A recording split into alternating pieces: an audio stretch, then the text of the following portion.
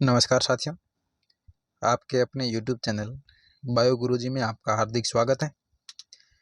अपन अध्ययन कर रहे हैं क्लास 9th की साइंस, जिसका 7वां चैप्टर जीवों में विविधता, जिसके अंदर अपन ने सबसे पहले इनके वर्गीकरण के आधार देखे। किस आधार पर जीवों को वर्गीकृत किया गया है, किन किन ने वर्गीकृत किया है, और सबसे उच्च श्रेणी में जो वर्गीकृत किए गए हैं वो किस वैज्ञानिक ने किए, उसका अध्ययन कर रहे हैं कि R.H. व्हीटेकर नाम के जो एक वैज्ञानिक आए, R.H. व्हीटेकर, जिन्होंने सजीवों का वर्गीकरण किया। और इन सजीवों को जो वर्गीकरण किया इन्होंने कितने भाग में, पंच जगत प्रणाली में इन्होंने वर्गीकृत किया, यानी 5 जगत इन्होंने दी है। कौन कौन से? Monera, protista, Plantae, Monera, protista, fungi, Plantae, animalia. आज अपन जो पढ़ रहे हैं वो अपन ने 4 जगत कंप्लीट कर दिए। 5वां जगत जो एनिमेलिया जगत है वो अपने चल रहा है। एनिमेलिया में अपन ने 9 संघ जो थे वो अपन ने प्रोटोकोर्डा तक कंप्लीट की। प्रोटोकोर्डेटा के बाद में आता है वर्टिब्रेटा। वर्टिब्रेटा जो संघ है इसके अंदर कशेरुकियों को रखा गया है। किसको रखा गया है? कशेरुकी जो प्राणी है, कशेरुकी यानी कि जिनके शरीर में वास्तविक मेरुदंड पाया जाता है, वो कशेरुकी प्राणियों के अंतर्गत आते हैं। जिसमें रीढ़ की हड्डी पाई जाती है, एक मेरुदंड पाया जाता है, इनको कशेरुकी यानी कि वर्टिब्रेटा संघ के अंतर्गत रखा गया है। इसको अपन शुरू करते हैं कि इनमें वास्तविक मेरुदंड एवं अंतःकंकाल पाया जाता है। इस कारण जंतुओं में पेशियों का जो वितरण है अलग होता है। जंतुओं के अंदर अगर पेशियों का वितरण देखें तो वो अलग होता है। इनकी पेशियां जो हैं कंकाल से जुड़ी होती हैं, जो इन्हें चलने में सहायता करती हैं। यानी कि वर्टिब्रेटा यानी कि कशेरुकियों के अंदर मेरुदंड पाया जाता है, कंकाल पाया जाता है, और अंतःकंकाल जो होता है वो कंकाल से पेशियां जुड़ी होती हैं, और पेशियां क्या करते हैं, इनको चलने में सहायता करती है। वर्टिब्रेटा द्विपार्श्व समिति, त्रिकोरिक, द्विगुहा वाले जंतु हैं। वर्टिब्रेटा भी कैसे जंतु हैं? इनमें भी द्विपार्श्व समिति पाई जाती हैं, त्रिकोरकी होते हैं, द्विगुहा वाले जंतु पाए जाते हैं। उत्तक और अंगों का जटिल विभेदन इनके अंदर पाया जाता है। यानी कि उत्तक और अंग जो हैं वो एक विशिष्ट प्रकार से जटिल विभेदन इनके अंदर होता है। सभी कशेरुकी जो जीव हैं उनमें निम्न लक्षण पाए जाते हैं। कौन कौन से लक्षण पाए जाते हैं? कि उनके अंदर शरीर है, नोटोकॉर्ड होते हैं, पृष्ठनलीय कशेरुकी दंड यानी कि मेरुदंड, मेरुरज्जु इसके अंदर उपस्थित होता है, त्रिकोरकी शरीर संगठित होता है, युग्मित क्लोम थैली होती है, और दे गुहा इनके अंदर स्पष्ट रूप में पाई जाती है। ये इनके कशेरुकी जीवों के लक्षण हैं। वर्टिब्रेटा जो है, वर्टिब्रेटा संघ को 5 वर्गों के अंदर, यानी कि कितने वर्गों में इसको विभाजित किया गया है, तो 5 वर्गों के अंदर वर्टिब्रेटा संघ को विभाजित किया गया है। वर्टिब्रेटा यानी कि कशेरुकियों को, जिसमें सबसे पहले जो आता है वो आता है साइक्लोस्टोमेटा। साइक्लोस्टोमेटा का मतलब इनको जबड़े के हिसाब से इनके अंदर जबड़ा नहीं पाया जाता है। जबड़े रहित कशेरुकी जो होते हैं उनको साइक्लोस्टोमेटा के अंदर रखा गया है। इनकी विशेषता यह है कि इनके लंबे ईल के आकार का शरीर पाया जाता है। यानी कि शरीर जो इनका होता है वो लंबा शरीर पाया जाता है। और इन शरीर जो हैं इनके जबड़े नहीं होते हैं। यानी कि जबड़े, यानी कि ये जो जबड़े हैं ये जबड़े इनमें अनुपस्थित होते हैं। सल्क रहित चिकनी त्वचा होती है इनके शरीर पर, ऐसे सल्क नहीं पाए जाते हैं, सल्क रहित होते हैं जो साइक्लोस्टोमेटा के अंतर्गत आते हैं। ये बाह्य परजीवी होते हैं जो दूसरे कशेरुकी से संबद्ध हो जाते हैं। ये कैसे है? ये बाह्य परजीवी है। इसके अंदर कौन कौन से आते हैं? जैसे लैम्प्रे नाम की जीव आता है जिसको पेट्रोमाइजोन कहते हैं। हैग मछली आती है, हैग मछली जिसको मिगजीन कहा जाता है। ये जो है साइक्लोस्टोमेटा के अंतर्गत इनको रखा गया है। इसके बाद में दूसरा इनका जो वर्ग है वो आता है मत्स्य वर्ग। मत्स्य यानी कि जो पिछी वर्ग जो है, जो मछली वर्ग इनको बोला जाता है, मछली वर्ग के अंतर्गत ये मछलियां हैं जो समुद्र और मीठे जल, समुद्र के जल में भी और मीठे जल में भी दोनों जगह पर ये पाए जाते हैं। इनकी त्वचा होती हैं जो स्कल्स यानी कि सल्क और प्लेटों से ढकी रहती हैं। मछलियां आती हैं, इनके अंदर सल्क उपस्थित होते हैं, लेकिन जो अपन ने स्टोमेटा अभी जो पढ़ा उसके अंदर सल्क अनुपस्थित होते हैं। वो चिकनी त्वचा उनकी होती है। मत्स्य जो है वो अपनी माछल पूंछ का प्रयोग किसके लिए करते हैं कि तैरने के लिए करते हैं। इनका जो शरीर होता है वो धारा रेखीय होता है, यानी कि धारा के समान धारा रेखीय, यानी कि जल को चीरता हुआ आगे बढ़ने वाला शरीर होता है, जिनके अंदर पूंछ पाई जाती है, जो पूंछ ये हिलाते हुए आगे तैरने में प्रयोग में लेते हैं। श्वसन क्रिया के लिए इनके शरीर पर क्लॉम पाए जाते हैं, जो जल में विलीन ऑक्सीजन जो है, जल में उपस्थित जो ऑक्सीजन है उसका उपयोग ये श्वसन के अंदर करते हैं। किसके माध्यम से? क्लॉन जो संरचना है, इन क्लॉम संरचना के आधार पर ये श्वसन करते हैं।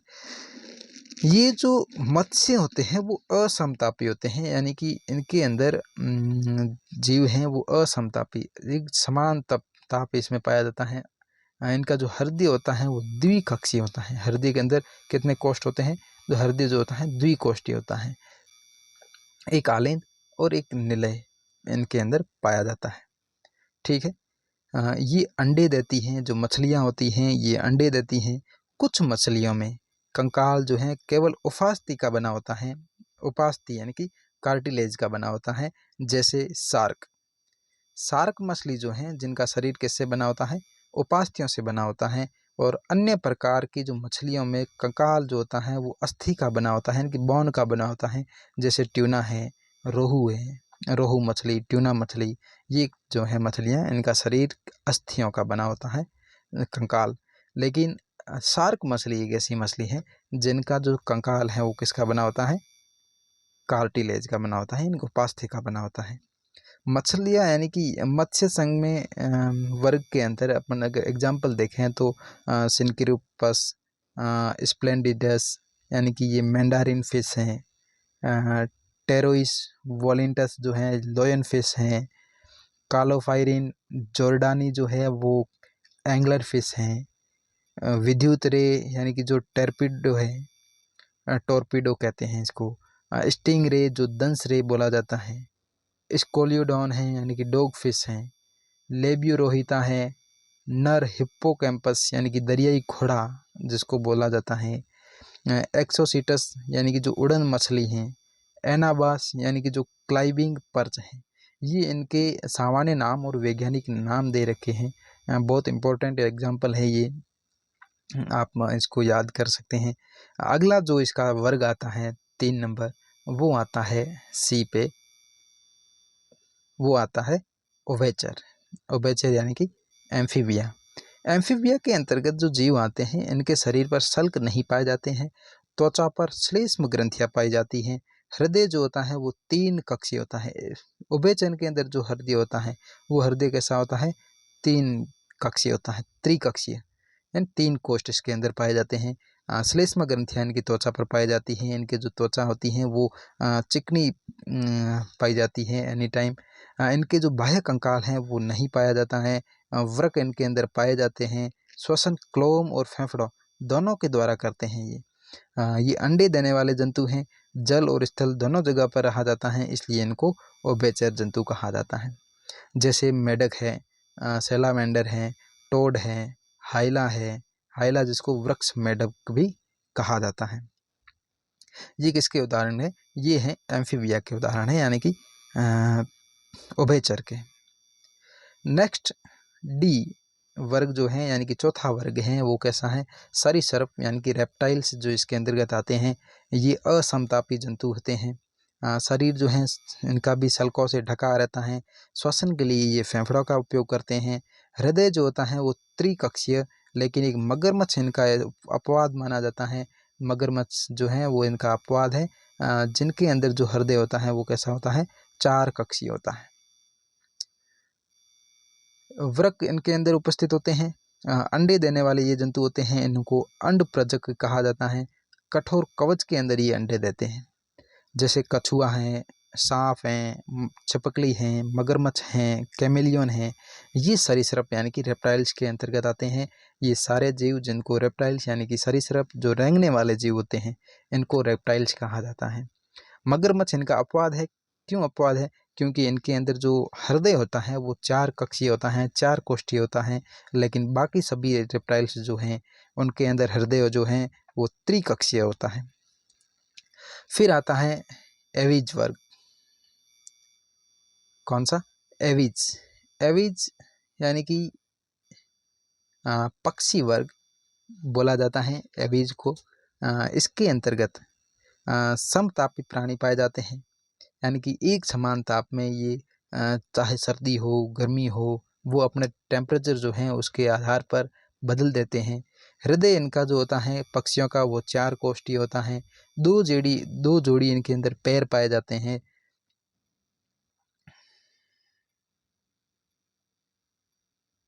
दो जोड़ी पैर पाए जाते हैं। आगे वाले जो पैर हैं 2 पैर वो उड़ने के लिए पंखों में परिवर्तित हो जाते हैं। ये चीज़ ध्यान रखना कि जो आगे वाले 2 पैर हैं वो पंखों में परिवर्तित हो जाते हैं, यानी कि पंखों में परिवर्तन होने वाले कौन से पैर है पक्षियों के?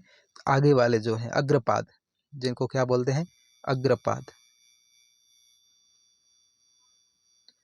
अग्रपाद जो है वो पंख है उड़ने के लिए पंखों में परिवर्तित होते हैं। शरीर है वो इन परों से ढका रहता है।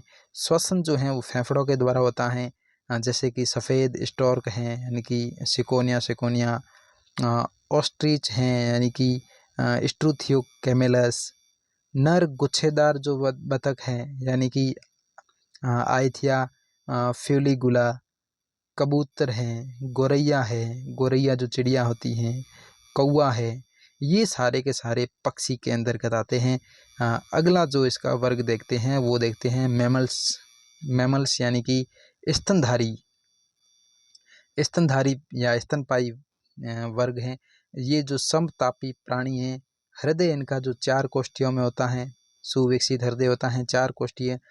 सभी जंतुओं में नवजात के पोषण के लिए दुग्ध ग्रंथियां पाई जाती हैं, यानी कि नवजात नए जन्म वाले जो बच्चे होते हैं, शिशु होते हैं, उन शिशुओं के पोषण के लिए माता के अंदर दुग्ध ग्रंथियां पाई जाती हैं। त्वचा पर बाल आते हैं, स्वेद ग्रंथियां इनकी होती हैं और तेलीय ग्रंथियां होती हैं। त्वचा पर बाल होते हैं, स्वेद ग्रंथियां होती हैं और तेल ग्रंथियां पाई जाती हैं। स्तनधारी जो वर्ग हैं इसके सभी जंतु जो शिशुओं को जन्म देते हैं, यानी कि ये अंड प्रजक न होकर जरायुज होते हैं। इनके जंतु कुछ जंतु अंडे देते हैं, जैसे कि इकिडना हैं, प्लेटिपस हैं, ये 2 ऐसे जंतु हैं जो अंडे देते हैं, लेकिन बाकी के लगभग सभी जंतु जो हैं वो शिशुओं को जन्म देते हैं। कंगारू जैसे कुछ स्तनपायी जो हैं वो अविकसित बच्चे यानी कि मार्सुपियस नामक थैली, ये इम्पोर्टेंट चीज़ है कि कंगारुओं के अंदर जो अविकसित बच्चे होते हैं वो किस में पाए जाते हैं? मार्सुपियम नामक एक थैली होती है उसके अंदर तब तक लटके रहते हैं जब तक कि उनका पूर्ण विकसित या विकास नहीं होता है। एग्जाम्पल स्तनपायी के देखें तो व्हेल मछली है। व्हेल मछली इसको मत्स्य संघ के अंदर नहीं रखा गया है, ये चीज़ ध्यान रखना। और बिल्ली है, चूहा है, मनुष्य हैं, चमगादड़ हैं। चमगादड़ को भी एविज यानी कि पक्षी के अंतर्गत न रख के स्तनपायी के अंदर रखा गया है, क्योंकि इनमें दुग्ध ग्रंथियाँ पाई जाती हैं। फिर अपन देखते हैं कि एक नाम पद्धति जो है, ये नाम पद्धति क्या होती है कि किसी जीव को पूरे संसार के अंदर एक ही नाम से जानने के लिए वैज्ञानिकों ने एक नाम पद्धति की खोज की, जैसे वैज्ञानिक नाम दिया गया। सर्वप्रथम 18वीं शताब्दी के अंदर कैरोलस लीनियस नामक वैज्ञानिक आए थे, जिन्होंने एक पुस्तक लिखी थी सिस्टेमा नेचुरी जो पुस्तक लिखी थी, इसके अंदर इन्होंने बताया था कि वैज्ञानिक जो है वैज्ञानिक नाम के बारे में इन्होंने नाम पद्धति के बारे में बताया था। इन्होंने द्विनाम पद्धति, जिसमें नाम पद्धति में पहला नाम जो आता है वो जीनस यानी कि वंश आता है, और दूसरा नाम आता है वो आता है स्पीशीज यानी कि जाति का। अपने पढ़ा था जगत, संघ, वर्ग, गण, कुल, वंश, जाति, ये इनका जो वर्गीकरण पद्धति है इसके अंतर्गत रखा है। सबसे पहले इनको जगत के अंदर, संघ के अंदर, वर्ग के अंदर, गण के अंदर, कुल यानी कि फैमिली जो है इनकी कौन सी है, वंश यानी जीनस कौन सा है, स्पीसीज यानी जाति कौन सी है, इनके अंतर्गत इनको रखा गया है। और जब नाम लिखते हैं तो सब दो नाम इसमें, द्विनाम पद दो नाम इसमें लिखा जाता है। एक तो इनका नाम लिखा जाता है कि वो कौन से वंश से है, और दूसरा जो इसके बाद नाम लिखा जाता है वो लिखा जाता है इनकी स्पीसीज कौन सी है, यानी कि जाति कौन सी है इनकी। ठीक है। जीनस का जो नाम है अंग्रेजी में बड़े अक्षर से शुरू होना चाहिए, और प्रजाति का नाम है अंग्रेजी के छोटे अक्षर से शुरू होना चाहिए। यानी कि द्विनाम पद्धति जो है, वैज्ञानिक नाम पद्धति जो है, इनको लिखने के कुछ लक्षण हैं। वो क्या है, नियम हैं, रूल्स हैं इनके, कि जब नाम लिखते हैं तो नाम कैसा होना चाहिए। एक तो नाम होना चाहिए कि वो वंश और जाति में होना चाहिए, दो नाम होने चाहिए, पहला नाम वंश और दूसरा नाम जाति में होना चाहिए। दूसरा इसके अंदर है कि वंश जब लिखते हैं तो वो अंग्रेजी के बड़े अक्षर से उसको शुरू करना चाहिए, और जाति जब लिखते हैं तो वो छोटे अक्षर से शुरू करना चाहिए। फिर देखते हैं कि जो छपे हुए रूप में वैज्ञानिक नाम आते हैं वो इटैलिक रूप में होने चाहिए। इटैलिक यानी कि थोड़े थोड़े तिरछे नाम होने चाहिए। जैसे मैं यहाँ पे बायो लिखता हूँ तो ये ऐसे तिरछे होने चाहिए, सीधी लाइन में, सीधी लाइन लेकिन तिरछे वर्ड। इन्हें जब हाथ में लिखा जाता है, जैसे मैं मानव का वैज्ञानिक नाम यहाँ पे लिखूं कि मानव का वैज्ञानिक नाम होमो और सैपियंस, तो ये वैज्ञानिक नाम मैंने जो लिखा है ये वैज्ञानिक नाम अभी तक अधूरा है, क्योंकि जब तक इनको हाथ के द्वारा जब लिखा है तो जीनस और स्पीशीज को दो अलग अलग रेखांकित करना चाहिए, दोनों को अंडरलाइन किए हुए होने चाहिए, तब इनको पूर्ण माना जाता है। और वो भी अंडरलाइन कैसी, दो अलग अलग अंडरलाइन, एक डायरेक्ट जो सीधी लाइन खींचते हैं अंडरलाइन, ये गलत नाम है। फिर इन प्राणियों का वर्गीकरण जो है इसको शॉर्ट में समझाया गया है, इसको मिस मत कीजिएगा। कि जो प्राणी हैं, सबसे पहले इन प्राणियों को जो वर्गीकृत किया था वो कैसे किया था, दो भागों में वर्गीकृत किया था। किसके आधार पे, उनके कोशिकीय संगठन के आधार पर। एक कोशिकीय स्तर की जो प्राणी थे उनको कोशिकीय स्तर की संरचना के अंतर्गत रखा गया, और जिनमें उत्तक भी पाए जाते हैं उनको उत्तक स्तर की संरचना में रखा गया। कोशिकीय स्तर की संरचना में फोरिफेरा को रखा गया, और उत्तकीय स्तर की संरचना के अंदर वापस इसको वर्गीकृत किया गया, और वर्गीकृत किया कि ये बाह्य त्वचा और जठर त्वचा के बीच में कोई देह गुहा नहीं पाई जाती हैं। ऐसे जीवों को सिलेंटेटा और प्लेटिहेल्मिन्थेस जो संघ थे, जगत थे, सॉरी संघ जो थे, इन संघ के अंतर्गत ऐसे जीवों को रखा गया कि जिनके बाह्य त्वचा और जठर त्वचा के बीच में कोई देह गुहा नहीं पाया, यानी कि देह गुहा का जिसमें अभाव हो उसमें किसमें रखा गया, सिलेंटेटा और प्लेटिहेल्मिन्थेस में। जिसमें कूट देह गुहा यानी कि देह गुहा पाई तो जाती है लेकिन वो विकसित नहीं होती है, उसको किस में रखा गया, जैसे निमेटोड है उसके अंदर देह गुहा कैसी होती है, कूट देह गुहा होती है। और जिसके अंदर विकसित देह गुहा पाई जाती हैं उनको देह गुहाधारी के अंतर्गत रखा गया, और देह गुहाधारी के अंतर्गत जो रखा है इसको दो भागों में वापस वर्गीकृत किया। एक उसमें जो भ्रूण के विकास के समय एक कोशिका से मेजोडर्म की कोशिका का विकास होता है, जैसे एनेलिडा, मोलस्का, आर्थ्रोपोडा, ये ऐसे संघ हैं जिसके अंदर जब भ्रूण का विकास होता है उस समय एक कोशिका से मेजोडर्म की कोशिका का विकास होता है।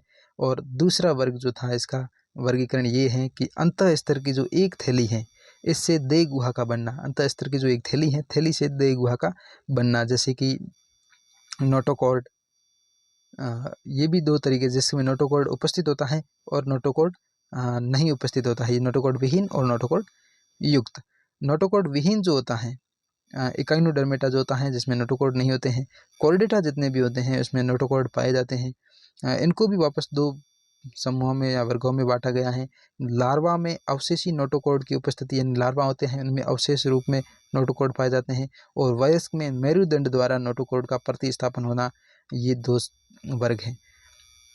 जिनमें नहीं होता है वो प्रोटोकॉर्डा के अंतर्गत रखा गया, और जो वयस्कों में मेरुदंड जो होता है उसको रखा गया है कशेरुकियों के अंतर्गत।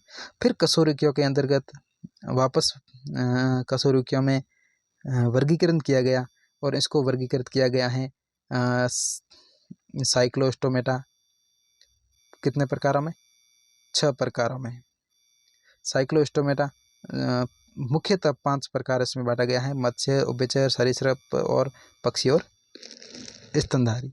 लेकिन साइक्लोस्टोमेटा में को भी इसमें वर्गीकृत किया गया है, जिसमें जबड़ा रहित होते हैं, ईल के समान इनका आकार होता है, गोलाकार मुख होता है, सल्क रहित होते हैं, चिकनी त्वचा होती हैं, ये साइक्लोस्टोमेटा हैं।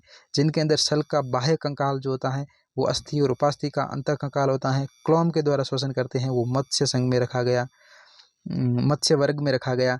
और जो कशेरुकी, ऐसे कशेरुकी जिसमें लार्वा में क्लोम पाया जाता है, अधिकतर वयस्क के अंदर फेफड़े होते हैं और श्लेष्मा युक्त त्वचा होती हैं, उसको उभयचर के अंदर रखा गया है। कशेरुकों का ऐसा वर्ग जिसके सल्क का बाह्य कंकाल बना होता है और जल के अंदर अंडे देने वाले जो कशेरुकी होते हैं उनको सरीसृप रखा गया है। कशेरुकी जो के अगला जो वर्ग है पक्षी वर्ग, उनको रखा गया है कि पंखों का जो बाह्य कंकाल है वो जल के अंदर, जल के बाहर होता है, जल के बाहर अंडे देना, सरीसृप भी जल के बाहर अंडे देते हैं, और कशेरुकी होते हैं ये भी जल के बाहर अंडे देने वाले, और इनके अंदर उड़ने की क्षमता होती है, उनको पक्षी वर्ग के अंतर्गत रखा गया। नेक्स्ट जो है वो है स्तनपाई। स्तनपाई के अंतर्गत आता है कि जो बाल है, इन बाल का जो बाह्य बाल पाए जाते हैं, बाह्य त्वचा पर कंकाल जो पाए जाते हैं, बाह्य कर्ण होता है, इसमें अधिकतर शिशुओं को जन्म देने वाले पक्षी स्तनधारी होते हैं, इनको स्तनपाई के अंतर्गत रखा गया है, ऐसे जीव जो अधिकतर शिशुओं को जन्म देते हैं। ये इनका जंतुओं का वर्गीकरण था। इसी के साथ में अपना जो 7वां चैप्टर है जीवों में विविधता, विविधता वाला जो चैप्टर है ये चैप्टर इसी के साथ में पूर्ण होता है। इससे आगे ये बायोलॉजी ख़त्म हो जाती हैं आज। इसके बाद में अपन शुरू करेंगे फिजिक्स। फिजिक्स के अंतर्गत क्लास 9th के अंदर जो भी चैप्टर दे रखे हैं वो सारे चैप्टर अपन पढ़ेंगे। ठीक है, आज के लिए इतना ही। धन्यवाद। जय हिंद, जय भारत।